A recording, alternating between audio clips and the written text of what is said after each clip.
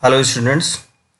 In today's presentation, we will talk about the multiple choice questions of the remaining part of Unit 4, like anti-cancer, basically anti-cancer and immunopharmacology, monoclonal antibody, protein drugs and biosimilars.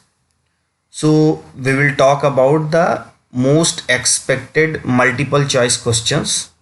So here is the first question. The first question is that which of the following drug is used for the treatment of sickle cell anemia? Hydroxyurea, cisplatin, paclitaxel and carboplatin. Because the most significant advance in the therapy of sickle cell anemia has been the introduction of hydroxyurea as the mainstay of therapy for the patient with severe symptoms. Even if I talk about the dose, the hydroxyurea 10 to 30 milligram per kg per day increases fetal hemoglobin and may also exert beneficial effect on RBC hydration, vascular wall adherence and suppression of granulocyte and reticulocyte counts. So this is about the explanation that why we use hydroxyurea in the treatment of sickle cell anemia. So this is for the answer will be A, hydroxyurea. Second question is that alkalinization of urine ameliorates the toxicity of which of the following drug? इस drug की toxicity को खत्म किया जाता है आप एल्कलाइनाइज करके, but obvious सी बात है arabinoside, cytosine, ifosfamide, cisplatin and methotrexate. Alkalinization of urine speeds up the clearance of weakly acidic drugs like aspirin, phenobarbital, chlorpropamide and methotrexate. So the answer will be D, methotrexate. Next question. Pulmonary fibrosis is seen with. Pulmonary fibrosis किसके साथ होता है? तो आपको जो basically pointed side effects हैं, adverse effects हैं या कोई स्पेशल ड्रग की कैरेक्टरिस्टिक है, वो आपको मेमोराइज करके ही रखना पड़ेगा. उसके मैकेनिस्टिक अप्रोच पे हम जब मल्टीपल चॉइस क्वेश्चन को डिस्क्राइब कर रहे होंगे तो वो पॉसिबल नहीं है जा पाना, right.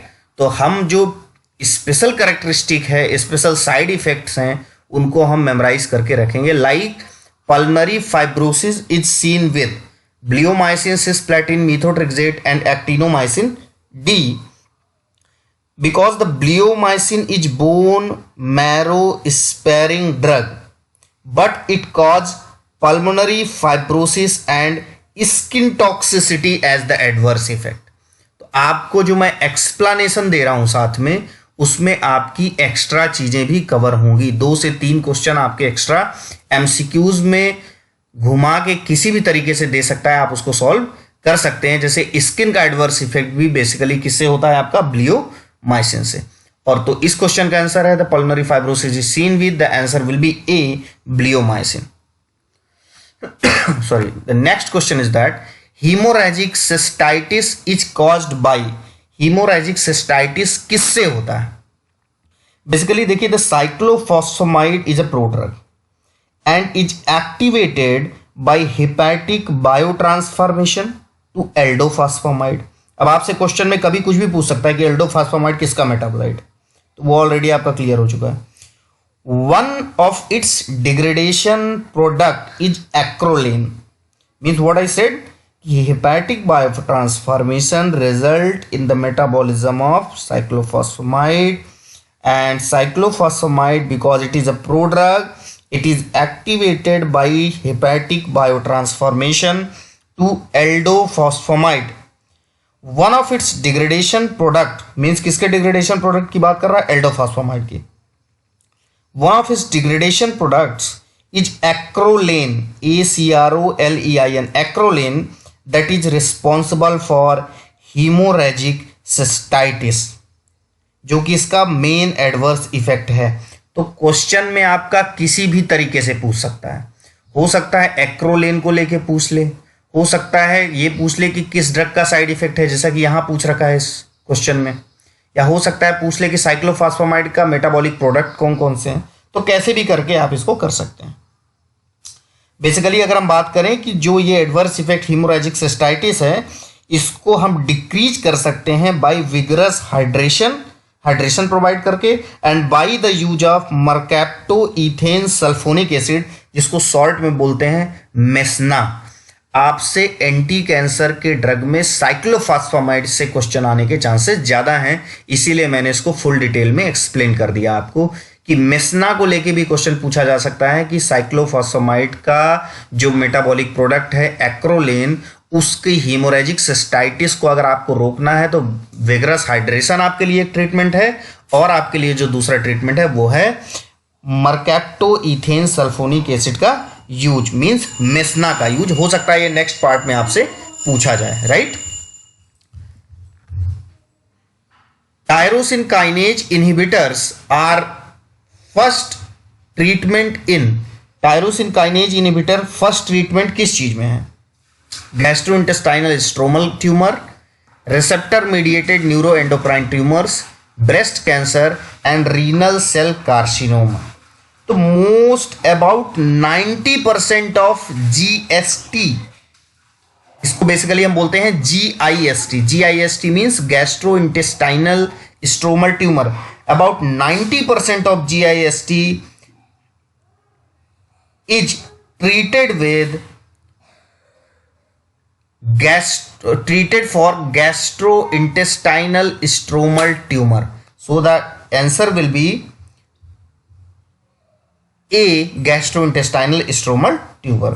Means what we concluded, tyrosine kinase inhibitor like imatinib की अगर हम बात करें, अगर आपसे हो सकता है आप क्वेश्चन में ये पूछ ले which of the following anti cancer is a tyrosine kinase inhibitor, option में दे दे imatinib, तो हम यहीं पे बात कर लेते हैं कि tyrosine kinase inhibitor like imatinib is the drug of choice in GIST, gastrointestinal stromal tumor. The answer will be A. Next question, most hematogenic anti-cancer drug is, direct question है, मल्टीपल टाइम्स पूछा गया है, इसके लिए आपको कुछ confusion नहीं रखना कि cisplatin is the most hematogenic anti-cancer drug.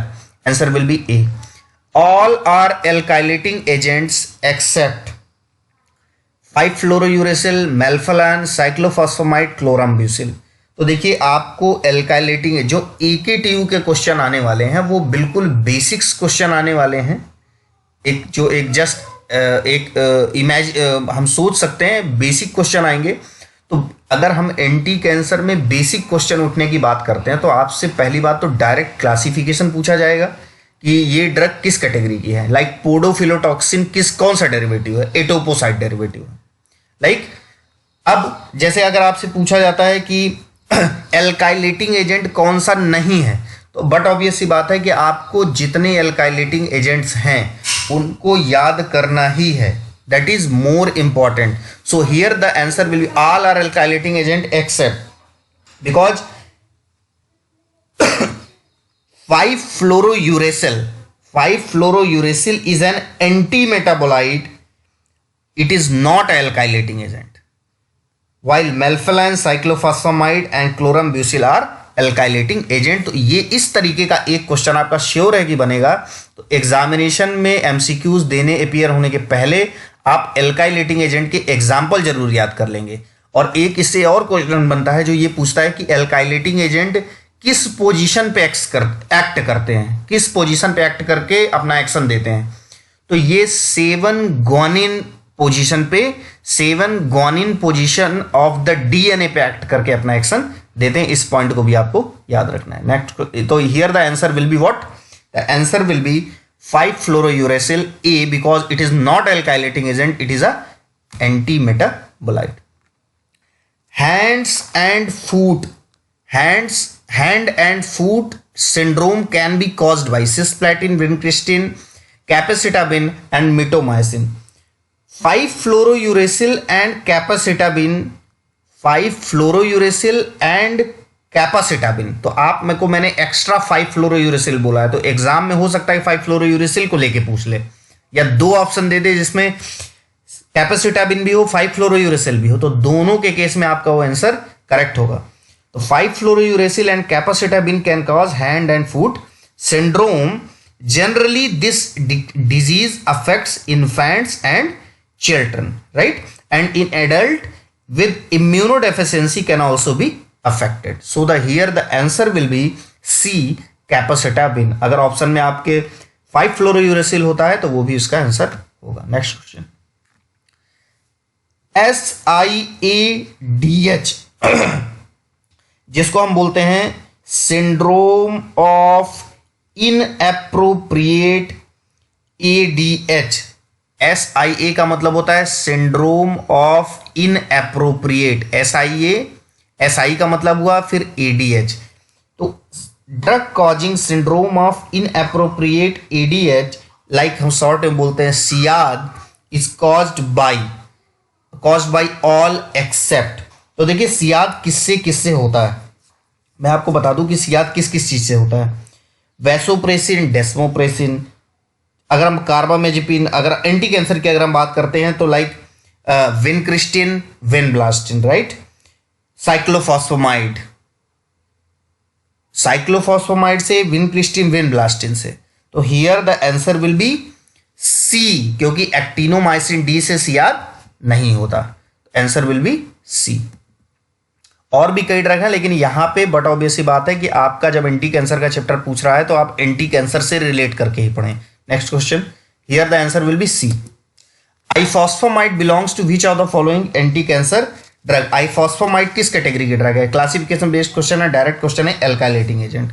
Next question, high dose of methotrexate is used for the treatment of, but obvious सी बात है मीथोट्रिक्सेट को हम हाई डोज में यूज करते हैं ऑस्टियोकार्सिनोमा में। और इसके अलावा भी अगर कोई ड्रग आपसे पूछता है तो 2-3 ड्रग है, लाइक सिस्प्लेटिन की अगर बात करूं, डॉक्सोरिबोसिन की बात करूं, आइफॉस्फामाइड की बात करूं, या हाई डोज ऑफ मीथोट्रिक्सेट हमेशा जो यूज करते हैं वो लियोकोवरिन के साथ करते हैं, क्योंकि लियोकोवरिन मीथोट्रिक्सेट की टॉक्सिसिटी को कम करता है। ये भी आपका एक एंटी कैंसर का अच्छा क्वेश्चन है कि मीथोट्रिक्सेट की टॉक्सिसिटी को हम कैसे वो करते हैं, सबसाइड करते हैं, कम करते हैं, लियोकोवरिन की वजह से, राइट। इसको भी नोट डाउन आप कर लेंगे। तो basically the osteocarcinoma drug used for osteocarcinoma is doxorubicin, ifosfamide, cisplatin and high dose methotrexate with leucovorin. So here the answer will be A, osteocarcinoma. Mesna is given with cyclophosphamide 2. I already discussed in the previous question. क्यों देते हैं? Because it ameliorate the hemorrhagic cystitis. इसको discuss कर चुके हैं detail, अभी नहीं करेंगे ज्यादा। Next question, the drug imatinib acts by the inhibition. ये भी हम लोग कर चुके हैं। इमैटिनिब किसका इनहिबिटर करता है? टायरोसिन काइनेज का इनहिबिट करता है, right. Next question, pulmonary fibrosis is common with complication after treatment with. Pulmonary fibrosis किससे होता है? ये भी हम लोग डिस्कस कर चुके हैं, bleomycin. Which of the following are alkylating agents. I already मैं बोला हूं कि एल्काइलेटिंग एजेंट का क्लासिफिकेशन आप जरूर याद करेंगे, साइक्लोफॉस्फेमाइड, फॉस्फेमाइड, मीथोट्रिक्सेट, विनक्लिस्टिन, पैक्लिटैक्सेल। तो यहां पे बेसिकली ए और बी जो है, साइक्लोफॉस्फेमाइड और आइफॉस्फेमाइड, वो आपका एल्काइलेटिंग एजेंट है, उसके अलावा कोई एल्काइलेटिंग एजेंट नहीं है। तो यहां answer will be A and B. Anti cancer drug of plant origin. Plant origin की एंटी कैंसर ड्रग है विनक्रिस्टिन, आइसोट्रेटिनिन, ब्लियोमाइसिन और मीथोट्रेक्सेट। बेसिकली जो प्लांट ऑरिजिन की ड्रग है यहां पे वो विनक्रिस्टिन है, राइट, विनक्रिस्टिन, और कई बार आइसोट्रेटिनोइन भी है। विनक्रिस्टिन और आइसोट्रेटिनोइन दोनों है। अगर हम विनक्रिस्टिन की बात करें तो ये किस प्लांट का एक्सट्रैक्ट है? विनका रोजिया का, राइट, विनका रोजिया का, जिसमें विनक्रिस्टिन और विनब्लास्टिन आते हैं। जबकि अगर हम आइसोट्रेटिनोइन की बात करें तो ये एक तरीके से 13 सिस रेटिनोइक एसिड होता है जो कि स्किन कैंसर में बेसिकली यूज होता है। ये भी एक प्लांट सोर्स से हमको मिलता है। तो here the answer will be A and B. अगर आपसे सपोज करिए कोई एक ऑप्शन पूछता है, इसी क्वेश्चन में विनक्रिस्टिन भी ऑप्शन देता है और आइसोट्रेटिनोइन भी देता है, और आपसे एक ऑप्शन सेलेक्ट करने को कहता है, the answer will be vincristine, right. और सोर्स इसका क्या है, vinca rosea. Alkylating agents are, alkylating agent से आपके श्योर क्वेश्चन पूछे जाएंगे। Vincristine, actinomycin, chlorambucil, five fluorouracil, cyclophosphamide. तो डायरेक्ट क्लासिफिकेशन बेस्ड क्वेश्चन है, C and E, chlorambucil and cyclophosphamide will be right answer. Next question, most common side effect of five fluorouracil. अभी मैंने बोला 5-फ्लोरोयूरेसिल का और कैपेसिटाबिन का, कैपेसिटाबिन और 5-फ्लोरोयूरेसिल का मेन जो साइड इफेक्ट है वो क्या है, hand and foot syndrome, right. क्या है, hand and foot syndrome, right. यहां पे हैड वो सॉरी 5-फ्लोरोयूरेसिल का एक साइड इफेक्ट तो हैंड एंड फूट सिंड्रोम तो होता ही है, राइट। तो एक आप ऐसा करिएगा कि इस क्वेश्चन का, क्योंकि 5-फ्लोरोयूरेसिल और कैपेसिटाबिन का foot and hand and foot syndrome तो होता ही है, आप इस क्वेश्चन का आंसर मुझे बताइए कि what is the most common side effect of five fluorouracil, right. अब हम नेक्स्ट बात करेंगे, sterility is caused by, sterility is caused by, sterility किसकी वजह से होती है। स्टेरिलिटी की मेन वजह एल्काइलेटिंग एजेंट्स होते हैं, बट ऑब्वियस से बात है, इसमें कोई कंफ्यूजन नहीं रखना। Sterility and the secondary leukaemias are the distinctive adverse effect of alkylating agents. तो आपके ये बात। नेक्स्ट क्वेश्चन की हम बात करें, which of the following is a common side effect of cisplatin. Cisplatin का कॉमन साइड इफेक्ट क्या है, तो बेसिकली सिस्प्लैटिन का कॉमन साइड इफेक्ट, सबसे ज्यादा साइड इफेक्ट बेसिकली हम सिस्प्लैटिन में किसकी बात करते हैं, वॉमिटिंग की। The answer will be B, right. Next question, phocomelia is due to teratogenic effect of, phocomelia किसका टेराटोजेनिक इफेक्ट है, thalidomide, chlorpromazine, methotrexate, carbamazepine. Direct question है, कई बार पूछा जा सकता है। टेराटोजेनिक ड्रग होती है थैलियोडामाइड, जिसका साइड इफेक्ट क्या होता है, adverse effect phocomelia. Next question की हम बात करेंगे, folinic acid counteracts the toxicity of, folinic acid किसकी टॉक्सिसिटी को काउंटरएक्ट्स करता है, तो डॉक्सोरिबोसिन, मिथोट्रेक्सेट, साइक्लोफॉस्फेमाइड, 5-फ्लोरोयूरेसिल। यहां पे हम बात करेंगे मिथोट्रेक्सेट की। अभी मैंने जो लीवोक्यूरेनिन बोला था उसका भी मैं जिक्र करूंगा। यहां पे हम फोलिनिक एसिड का यूज मिथोट्रेक्सेट टॉक्सिसिटी को काउंटरएक्ट करने के लिए देते हैं। Next question, which of the following antineoplastic and immunosuppressant drug is a dihydrofolate reductase inhibitor. Direct question, methotrexate will be right answer. यहां पे बाय डिफॉल्ट बाय मिस्टेक मेरे से ए और बी दोनों ऑप्शन राइट है। Which of the following alkaloid is used as anti-cancer agent? Vincristine, papaverine, ephedrine and atropine. तो यहां पे कौन सा एंटी कैंसर एजेंट एल्कलॉयड है, बेसिकली कौन सा एंटी कैंसर एजेंट यहां पे एल्कलॉयड है। तो बट ऑब्वियस सी बात है, यहां पे जब हम बात करेंगे एल्कलॉयड की तो यहां पे हम बात करेंगे विनक्रिस्टिन की। Vincristine is the right answer, A. Stocking and glove neuropathy is seen with, stocking and glove neuropathy जो होती है वो किसकी वजह से होती है, stocking and glove neuropathy. Stocking and glove neuropathy is basically due to the paclitaxel. The B will be the right answer. Haemorrhagic cystitis is caused by cyclophosphamide, ifosfamide and vincristine and adriamycin. Haemorrhagic cystitis, haemorrhagic cystitis की main वजह क्या है, तो haemorrhagic cystitis mainly किस वजह से होती है, आइफॉस्फेमाइड। जब तो इसको चूंकि हम जैसे अगर क्वेश्चन आपसे ये पूछ, देखिए यहाँ पे साइक्लोफॉस्फेमाइड भी ऑप्शन में है, आइफॉस्फेमाइड भी आंसर में है, दोनों से हेमोरेजिक सिस्टाइटिस होती है। तो आपको इसको इस तरीके से समझना है कि आइफॉस्फेमाइड causes hemorrhagic cystitis at usual dose whereas cyclophosphamide causes the same at high dose only। तो अगर दोनों ऑप्शन में दिए हुए हैं और एक को सेलेक्ट कर रहा है तो यूजुअल डोज पे जो आप बात कर रहे हैं उसको सेलेक्ट करेंगे आइफॉस्फामाइड को। अगर ए और बी दोनों ऑप्शन होता तो ए और B will be the right answer, but here the answer will be B ifosfamide. All are alkylating agent except cyclophosphamide, lomustine, busulfan, gemcitabine. But obviously बात है, डायरेक्ट क्वेश्चन है क्लासिफिकेशन का, gemcitabine will be right answer क्योंकि except पूछा है। All A B C are alkylating agent.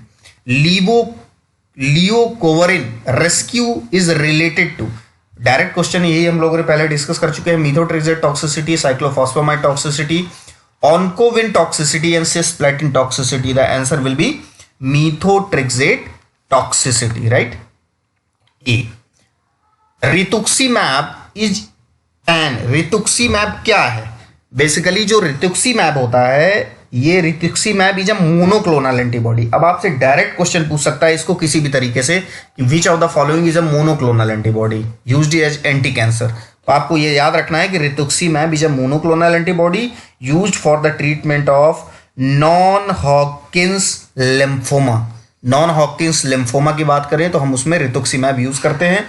The answer will be C, and C will be the right answer. Again the question, alkylating agents include, alkylating agent कौन कौन से होते हैं? Doxorubicin, chlorambucil, vinblastine, busulfan and methotrexate. तो B and D will be the right answer, means chlorambucil and busulfan is the alkylating agent. Sure है कि आपके alkylating agent से क्वेश्चन एग्जाम में पूछा जाए।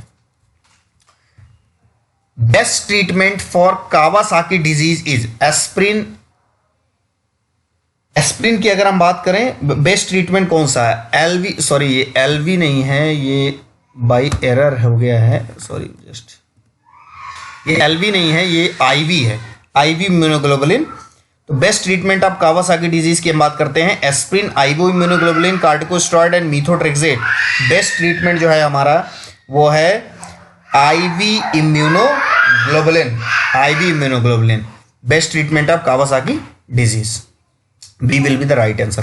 All of the following statements about mycophenolate mofetyl is true except mycophenolate mofetyl का जो treatment है किसको छोड़ के सही है? तो बेसिकली अगर हम बात करें, it is highly nephrotoxic. mycophenolate mofetyl is a prodrug. It is active metabolite of mycophenolic acid. It is used as an immunosuppressant drug in solid organ transplant patient for refractory rejection and as an alternative to cyclophosphamide. So the answer will be except क्या नहीं होता, it is highly nephrotoxicity because ये safe drug होती है, nephrotoxic नहीं होती। Which of the following immunosuppressant drug is nephrotoxic? कौन सी immunosuppressant drug nephrotoxic है? Which of the following drug is nephrotoxic? तो बेसिकली अगर हम बात करें, azathioprine, cyclophosphamide, mycophenolate, mofetil, tacrolimus.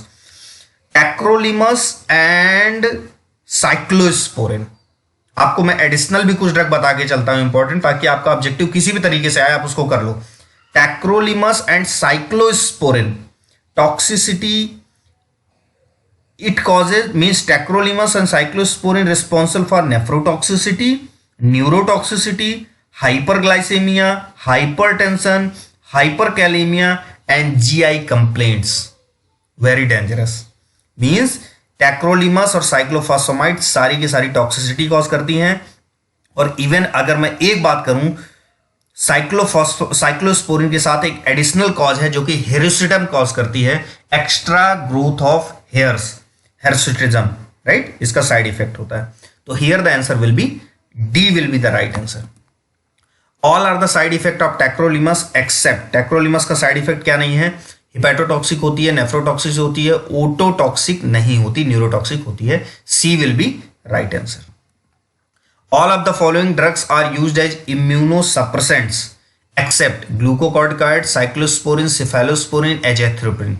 Simple सा क्वेश्चन है, cephalosporin is the right answer, क्योंकि glucocorticoid, cyclosporine, azathioprine all are immunosuppressants.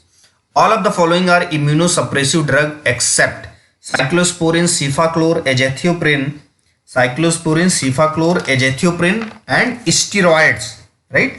यहां पे हम किसकी बात करेंगे, सीफाक्लोर एक्सेप्ट, क्योंकि सब इम्यूनोसप्रेसेंट है, सेफाक्लोर इम्यूनोसप्रेसेंट नहीं है, इवन स्टेरॉइड भी इम्यूनोसप्रेसेंट होते हैं। Thalidomide is used in myocardial infarction, erythema nodosum leprosum, Rhenix, encephalopathy and epilepsy. So I already discussed in the Mycobacterium leprosi chapter, because the thalidomide is used in the erythema nodosum leprosum. So the answer will be B. Most commonly used immunosuppressants are most commonly used immunosuppressant कौन से होते हैं? तो most commonly used immunosuppressant commonly जो used होते हैं वो होता है glucocorticoids. तो A will be the right answer. Which metabolite abnormality is caused by cyclosporin? Hyperkalemia, hypokalemia, hypercalcemia and hypocalcemia. ज्यादा तो यहां पे आंसर क्या होगा, hyperkalaemia. A will be the right answer. Cyclosporine से जो टॉक्सिसिटी होती है, एबनॉर्मेलिटी, वो होती है हाइपरकैलीमिया। इसको आपको कंफ्यूजन में नहीं रखना है, A will be the right answer. Right. अब अगर हम बात करते हैं next, immunosuppressants drug inhibiting the action of interleukin 2 without inhibiting its transcription. कौन सी ऐसी इम्यूनोसप्रेसेंट ड्रग है जो IL-2 को इनहिबिट करती है विदाउट इनहिबिटिंग इट्स ट्रांसक्रिप्शन को इनहिबिट नहीं करती, वो डायरेक्ट IL-2 को इनहिबिट करती है? Prednisolone, cyclosporine, tacrolimus and sirolimus.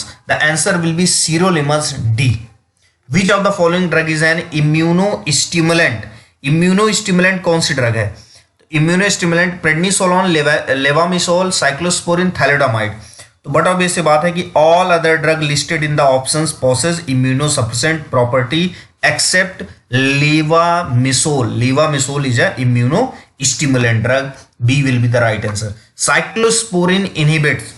Cyclosporin क्या इनहिबिट करता है? T lymphocyte proliferation, B lymphocyte proliferation, both T and B lymphocyte proliferation and NK cells only. किसके प्रोलिफरेशन को ये ड्रग साइक्लोस्पोरिन इनहिबिट करती है?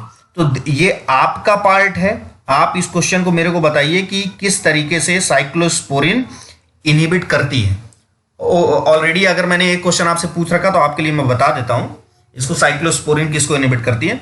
बेसिकली साइक्लोस्पोरिन जो इनहिबिट करती है टी लिम्फोसाइट प्रोलिफरेशन को, क्योंकि मैं पीपीटी में केवल एक क्वेश्चन आपसे पूछता हूं तो यहां पे आंसर होगा ए, टी लिम्फोसाइट प्रोलिफरेशन, क्योंकि cyclosporine profoundly and selectively inhibit T lymphocyte proliferation, IL-2 and other cytokine production. तो here the answer will be A, means T lymphocyte proliferation को साइक्लोस्पोरिन इनहिबिट करती है। Cyclosporine acts by decreasing the production of, same previous question से related है, तो answer will be IL-2, B will be right answer. Anti helminthic also acting as immunomodulator is albendazole, levamisole, mebendazole and piperazine. Immunomodulator की तरह कौन सा करता है? Levamisole, अभी हमने पढ़ा है levamisole. Anti IgE monoclonal antibody used in bronchial asthma, mepolizumab, omalizumab, keliximab, altrakincept. तो आपका डायरेक्ट क्वेश्चन है, मोस्टली बच्चों को आ जाएगा omalizumab is a right answer. IgE antibody, monoclonal body, important question है। Etanercept used in rheumatoid arthritis acts by inhibition of. Etanercept किस तरीके से एक्शन देता है रूमेटाइड आर्थराइटिस में? जब हम यूज करते हैं तो TN अल्फा रिस्पॉन्स मॉडिफायर होता है, ट्यूमर नेक्रोसिस अल्फा। तो इसका आंसर होगा TNF alpha. A will be the right answer, A will be the right answer. Right. Tacrolimus acts by inhibiting DNA and RNA synthesis, anti-lymphocyte antibody formation, T cell proliferation and all of the above. Tacrolimus basically जो inhibit करता है वो T cell proliferation को inhibit करता है। C will be the right answer. Monoclonal antibodies are routinely used in all of the following except the classification of leukemias, identification of infectious microorganism, identification of tumor antigen, the manipulation of immune response। तो simple सा question है कि हम monoclonal antibodies को कभी भी manipulation of immune response में use नहीं करते। तो D will be 4 will be the right answer. D. 4 will be the right answer. What is the clinical application of monoclonal antibodies? देखिए ये क्वेश्चन आपसे कई तरीके से पूछा जा सकता है. अगर आपसे पूछता है what is the diagnostic application of monoclonal antibody, the answer will B biosensor. अगर आपसे पूछता है what is the therapeutic application of monoclonal antibody, the answer will B transplant rejection and infectious disease. अगर आपसे पूछता है what is clinical application of monoclonal antibody, तो purification of drugs. तो ये बहुत इंपॉर्टेंट क्वेश्चन है और एरर होने के चांसेस भी स्टूडेंट की तरफ से ज्यादा है. तो आप यहां पे जो पर्टिकुलर आंसर है वो तो है प्यूरिफिकेशन ऑफ ड्रग, क्योंकि क्लिनिकल एप्लीकेशन की बात कर रहा है. कहां पर थेराप्यूटिक एप्लीकेशन में क्या करना है, डायग्नोस्टिक में, ये आपको मेमोराइज करके रखना होगा. Next question, what is biosimilar? An inferior generic biologic, an approved biologic with comparable quality, safety and efficacy to an approved reference product whose exclusivity has expired, or pharmacologically similar, और चौथा option है all.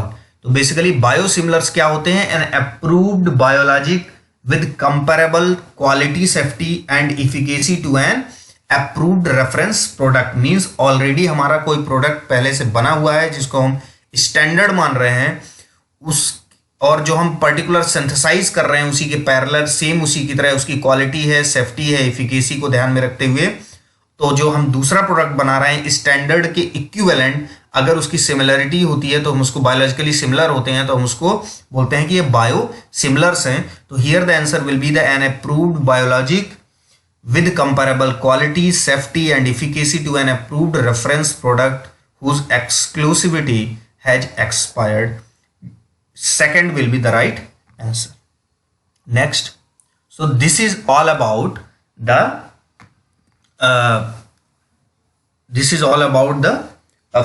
remaining part of the unit 4, part 2. So up to now we have covered all the entire multiple choice questions of the 4 unit. The remaining unit is only the 5th unit, last unit, and the last unit is very more. Every unit is important because each unit will contains the 10 question in the final exam of AKTU. So but the most scoring, you can say, the 5th unit may be the most scoring unit. So आपके वो multiple choice question जो मैं most probably आज आपको मैं provide कर दूंगा, तो उस questions को भी आपको read out करना होगा. तो आई होप कि आपको समझ में आया होगा और आपको जो क्वेश्चंस मैंने इस पे पूछ रखा है एक क्वेश्चन, आप उसका रिप्लाई मेरे को कमेंट बॉक्स में करिए. Thank you very much.